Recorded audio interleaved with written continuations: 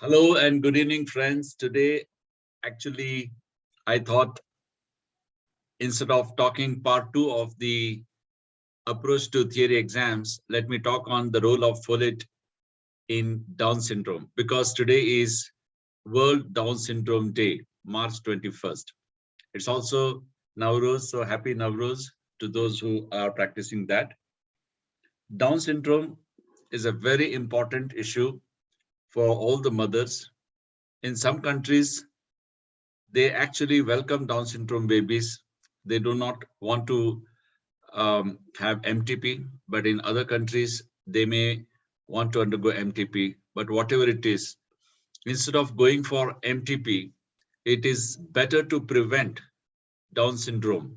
And to prevent Down syndrome, we need to understand the role of folates. That's why I thought it is a very important issue. If we can prevent Down syndrome, by just supplementation of folic acid, why not? Whether it will help in the elderly ladies, because we always associated Down syndrome with age. The ladies above the age of 35 run a higher risk of Down syndrome, whether it can help in them, whether younger ones with folate deficiency can have Down syndrome. All these questions I'm going to answer. Most importantly, it can be a very good short note for the postgraduates in the exams. So that way also, it's an important topic. So let's go with that. Role of folate in Down syndrome. The first and foremost thing, we need to understand folate metabolism. Folates require several transport systems to enter the cells. The best characterized being the reduced folate carrier, what is called RFC1. You can see that here. So folic acid or folate is an integral part in every cell. Let us look at their role in general first. What is it? It's an important vitamin B. All of us know that part. That much at least we can answer. That provides one carbon molecule for synthesis and methylation of DNA and proteins. All of you know the DNA is very important in a cell. So also the protein. And folic acid will help in synthesis as well as methylation of them. It contributes to cell division and growth, and is therefore a particular importance during infancy as well as in pregnancy. So it contributes to cell division. Cell division is a very important issue for the growth, as well as it helps in growth, and therefore of particular importance during infancy of a child as well as during pregnancy, because during pregnancy, a baby is newly created, and that requires the folic acid, both as a cement as well as for multiplication. The folate pathways plays a critical role in cellular function and human development, not just the division and the growth, but also the functioning of a cell, and in general, the human development. Such is the importance of folate. Let's look at what folate deficiency can cause. Folate deficiency has been associated with slowed growth, obviously, because it helps in the growth. Anemia. All of us know the importance of folic acid in tandem with vitamin C in the formation of DNA and RNA, which is integral part of the RBCs. Weight loss. So deficiency will cause weight loss. So you need to maintain a good weight. You need to have folic acid. Digestive disorders.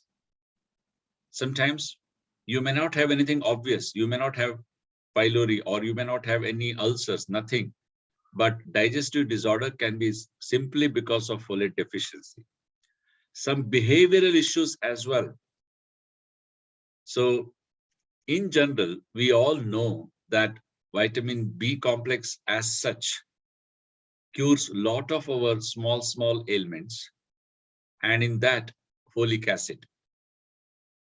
Let us now see the folate and Down syndrome. What is the correlation?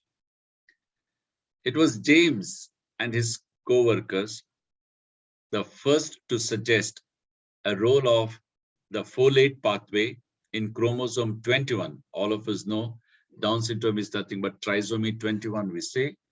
Non-disjunction is the cause of it, which is the major cause of Down syndrome. They showed that C677C biochemical changes in folate pathways metabolites in mothers were associated with a 2.6-fold increased chance of having child with trisomy 21. So it's very difficult to remember all these names, C677C, T, and all those things, but you can simply remember that folate pathways metabolites are associated, the changes in that are associated with a 2.6-fold increase in the Down syndrome. Environment created by reduced folate in oocyte leads to hypomethylation. This altered state could compromise a meiotic component needed to segregate chromosome 21 with an unusual pericentromeric recombination event. All of us know there has to be meiosis and there has to be mitosis. And during this time, the chromosome, when they are separating, they get into spindle bundles, and there has to be proper separation into two different oocytes, or the gametes, what we say. If there is a problem in segregation, then the non-disjunction problem will happen. And this is because of an environment created in the oocyte, and that is the reason there is a altered state that could compromise a meiotic component needed to segregate chromosome 21 with an unusual pericentromeric recombination event. Let us see the role of folate around conception. Adequate folate intake around the time of conception and early pregnancy can reduce the risk of certain problems, including neural tubal defects. Now, this is very well established that we advise preconceptional folic acid around 3 months before conception. Of course, it's very, very difficult to predict when exactly a woman is going to conceive. But then whenever they're planning pregnancy, from that day onwards, at least they can take folic acid. And after all, this will not cause hypervitaminosis because it is water soluble. So it will be secreted in the urine if it is in excess. So there is no need to worry about it as such. It has been suggested that certain versions, that is polymorphism of some genes can increase the risk of conceiving a baby with Down syndrome. So this again is correlated with the folic acid deficiency. Now let us look at the meiosis a little closer. I told you meiosis is a very important event, and that's the time this non-disjunction is going to happen. There will be trisomy. Environmental factors such as maternal exposure to folic acid may influence chromosome segregation at different times during oocyte development. In females, the formation of oocytes is actually initiated during fetal life. That means when the lady was a girl fetus, female fetus inside the mother's womb, and it is not completed until decades later. So the process starts in the fetal life and completed only after fertilization actually. That is meiosis 1, which begins around 12 weeks of fetal life, at which time chromosomes just replicate they have to be separated. They first replicate, isn't it? And then they get segregated. And homologous pairs and undergo recombination. This is the time, that is 12 weeks, which is called meiosis 1. At around 20 weeks, meiosis 1 arrests in prophase. We all know prophase, metaphase, and all those things during the cell division. You may have forgotten, which we learned in 12th standard, actually, or maybe 11th standard. And this arrest is not released until ovulation. That female fetus is born as a girl child, and later after menarche, she will start menstruating and ovulating. At that's the time, and this arrest is not released until then, and that's the time it is released. It could be 10 years or 50 years later in her life, depending upon when she attains menarche. Upon ovulation, M1, that is meiosis 1, is completed, but meiosis 2 begins immediately and then arrests at the metaphase. Okay, so and is completed after fertilization. That's what I was telling you in the previous slide. This meiosis process, even though it starts very early in fetal life, it doesn't complete until the fertilization is over. Now let's look at the meiotic errors. Obviously, the non-disjunction has to be because of an error in the meiotic division. Both meiosis 1 and 2 errors are associated with advanced maternal age. That's exactly why we say with the advanced age, there is a chance of Down syndrome. But the frequency distribution differs, with meiosis 2 errors being more common than meiosis 1 error among the oldest mothers. So meiosis 2, which occurs after the ovulation, right? That is more in the older mothers, that is 40 to 45 years. The patterns of recombination along the non-disjoint chromosome 21 differ significantly between meiosis 1 and meiosis 2 errors, implicating different mechanisms and associated risk factors in the non-disjunction. So there are different mechanisms why non-disjunction can occur. Now let us look at what is the role of folic acid in these meiotic errors. See, meiosis is the most important process wherein there is segregation of the chromosomes, the division of the chromosomes, right? And if the division of the chromosomes into two different gametes doesn't occur properly, that process is called non-disjunction. So one will have trisomy, another may not have that, isn't it? So that's where. Now that process is in meiosis 1, early part of life, and meiosis 2, that is after ovulation, and which is completed after fertilization. And there could be errors in both of them, right? And this error is related to the age. Now, how do we connect error to the folic acid is the question. More than 90% of meiotic errors are maternal in origin. So Down syndrome is basically because of maternal problem.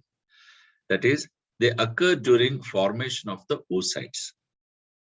That's what I have been trying to impress upon in many slides. I'm going very slowly because there are two, it's very dry. Unless we understand this clearly, you will not be able to write an answer and you will not be able to understand this. An association between lack of maternal folic acid supplementation and an meiosis 2 non-disjunction error in older mothers was observed. So age is one factor, folic acid deficiency is added factor for the error in the meiotic division, that is 2. However, such errors in older mothers were consistent across ethnic groups. So it is common for all ethnic groups, whichever ethnic groups you take. There is something called Down syndrome genes. It could be genetic factor. People with Down syndrome may be more likely to carry genes with polymorphism and to experience associated problems in folate metabolism. So it is See how wonderful it is. They have done the research. It is not just the folic acid deficiency which is caused because of consumption of folic acid. I mean, rather non-consumption of folic acid. They have also tried to connect it with the genes the lady carries with polymorphism, and that could have problems in the folate metabolism as well. The studies to date have found conflicting results, of course, suggesting that these gene variants may be part of more complex picture. Of course, it is all still evolving. Polymorphisms in folate metabolizing genes. They did a study in a way. This is little dry, this particular slide, but let us not go into exact the BNMN frequency, all these things, you just forget it. Just remember, twist system selected 6 variables that were subsequently used to discriminate between mothers of Down syndrome and control mothers with 90% accuracy. That means the mothers who are more prone for Down syndrome, age is one factor that we have understood, yes. Folic acid deficiency is another factor, yes. Then folate metabolizing genes, which interfere with folate metabolization. So they found that it was more 90% accuracy. It was more improbable in mothers with Down syndrome. The semantic connectivity map provided by complex biological connection between polymorphism in folate metabolic genes and Down syndrome risk. They found that connection. Combined MTHFR 677TT, whatever genotype, was associated with increased risk of Down syndrome. That means you can simply, if you can't remember these exact numbers, names, and all those things, it doesn't matter, but you should simply remember that there is genetic predisposition as well. But that genetic predisposition doesn't mean that the person with these genes will have Down syndrome. That will cause problem with the folate mechanisms or folate metabolisms, and that will cause the problems in the non-disjunction. Combined genotype, this whatever genotype, was associated with reduced risk, right? The different type of genotype. Polymorphisms and chromosomal, damage, if you have to look at, a significant increased frequency of micronucleated lymphocytes in mothers with Down syndrome as compared with controls. That also they found. A significant correlation between micronucleated cells and both MTHFR and the other type, that is 1298A type polymorphisms, they also correlated that. Abnormal folate metabolism and maternal Down syndrome. Let us look at that now. Altered maternal folate status because of an abnormal folate metabolism, plus homozygous mutation in the methylene tetrahydrofolate reductase and methionine synthetase reductase genes can promote chromosomal instability and non-distance. Now, everything is put in place in this particular slide. So the abnormal folate metabolism, and because of that, there is altered maternal folate status. Now, this altered maternal folate status can be because of folate deficiency also. You can take it that, plus abnormal folate metabolism because of a particular gene combination that the mother may have, and then the age. So with this, there has to be a homozygous mutation in these particular genes that will promote chromosomal instability. And because of chromosomal instability, they will not separate properly and there will be non-disjunction, resulting in fetal trisomy 21. So you can take a screenshot of this particular slide. That is almost like a summary. Folate supplementation. See, whenever you propose a hypothesis, you have to prove the hypothesis by giving that particular treatment and say that yes, 2 + 2 is equal to 4. The folate supplementation around conception, therefore, has the potential to reduce the frequency of Down syndrome. And this finding in addition to prevention of neural tubal defect, strengthens the recommendation to use folic acid around conception. This has been proven or established. So polymorphism in folate and homocystine metabolizing genes also is another thing. There's an increased frequency of both binucleated or micronucleated cells and chromosome malsegregation events in peripheral lymphocytes of mothers with Down syndrome aged less than 35 years at conception in respect of controls.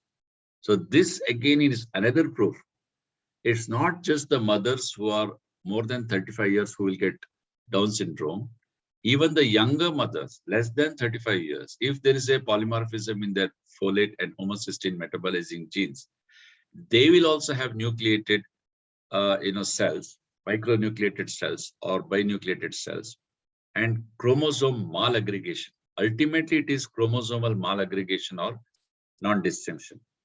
There is a significant correlation between frequency of, that is binucleated BNMN and MTHFR. This is what I have been now telling to you, MTHFR 677C and T polymorphism. So what are the conclusions they drew? Mothers with Down syndrome are more prone to chromosome damage rather than controls. And contribution of folate and homocystine metabolizing gene polymorphism seems to have an effect on the baseline frequency of these binucleated lymphocytes. Genetic determinants of folate and vitamin B12 metabolism, which are they? These are the different polymorphisms that are associated with greater risk of having a child with Down syndrome in North America, Ireland, and Netherlands. In contrast, in other places that has no influence on Down syndrome risk in France and Sicily. This is just an observation. You don't have to worry about this. What are the conclusions drawn? Neural tubal defect and Down syndrome are influenced by the same genetic determinants of one carbon metabolism, that is the folate metabolism. The distinct data produced in different geographical areas may be explained by differences in the nutritional environment and genetic characteristics of the populations. Now, what's the role of folate around conception? We have already understood that, but this is further clarification. No association among young mothers with either meiosis 1 or meiosis 2 errors raises two important questions. Number one, why is folic acid supplementation associated with only M2 errors in older mothers? Can the restriction of the effect of folic acid to M2 errors explain conflicting results in other studies? So these are some of the doubts they have raised, but it has to be further evaluated. So suggestions are mechanisms underlying non-disjunction differ and are affected by environmental factors also.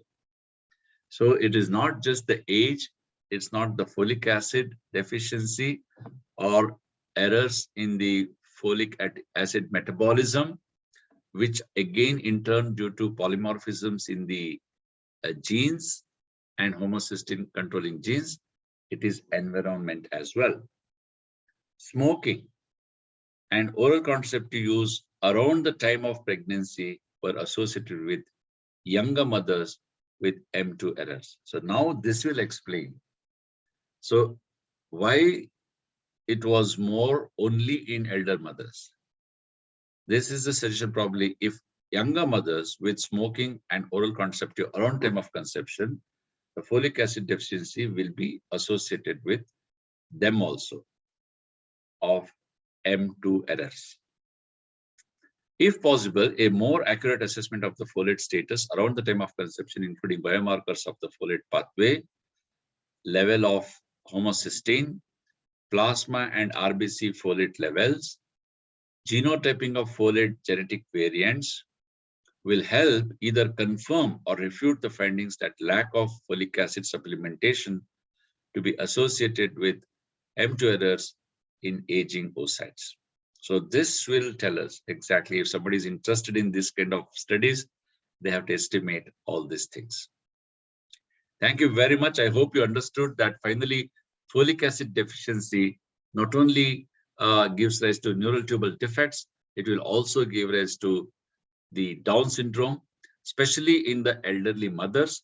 It can also give rise to Down syndrome in younger mothers, provided they are having other environmental factors like smoking and oral contraceptive pills during the conception. And if they are genetically predisposed with which gives rise to folate metabolism errors, ultimately all of them will act by some dysregulation in the chromosomal segregation or separation, and that leads to non-disjunction of the chromosomes, which is nothing but trisomy 21.